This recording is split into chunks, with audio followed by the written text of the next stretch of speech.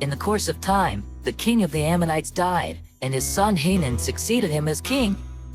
David thought, I will show kindness to Hanun son of Nahash, just as his father showed kindness to me. So David sent a delegation to express his sympathy to Hanun concerning his father.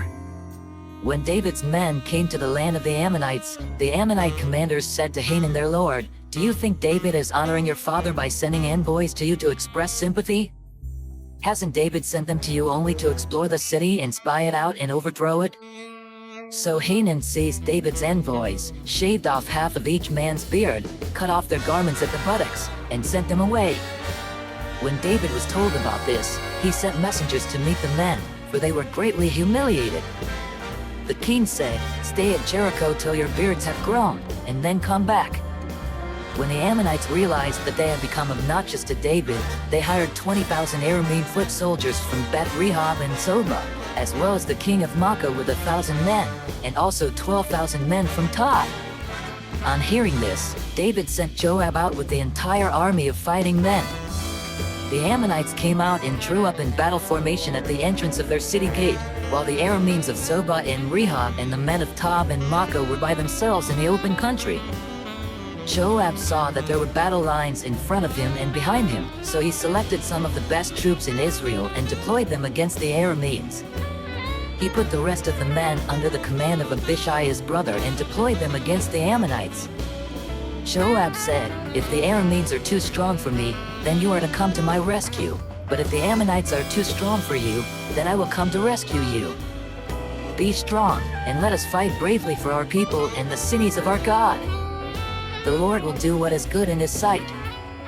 Then Joab and the troops with him advanced to fight the Arameans, and they fled before him. When the Ammonites realized that the Arameans were fleeing, they fled before Abishai and went inside the city. So Joab returned from fighting the Ammonites and came to Jerusalem. After the Arameans saw that they had been routed by Israel, they regrouped. Hadadezer had Arameans brought from beyond the Euphrates River. They went to Helam, with Shobach the commander of Hadadezer's army leading them. When David was told of this, he gathered all Israel, crossed the Jordan and went to Helam. The Arameans formed their battle lines to meet David and fought against him. But they fled before Israel, and David killed 700 of their charioteers and 40,000 of their foot soldiers. He also struck down Shobach the commander of their army, and he died there. When all the kings who were vassals of Hadadezer saw that they had been routed by Israel, they made peace with the Israelites and became subject to them. So the Arameans were afraid to help the Ammonites anymore.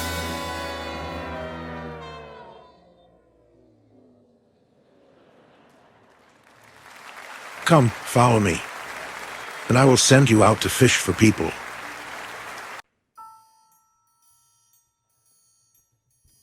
I hope and I pray that the Spirit of God, the Almighty, is with you, and that His Son and His Holy Spirit bless you and your family throughout eternity.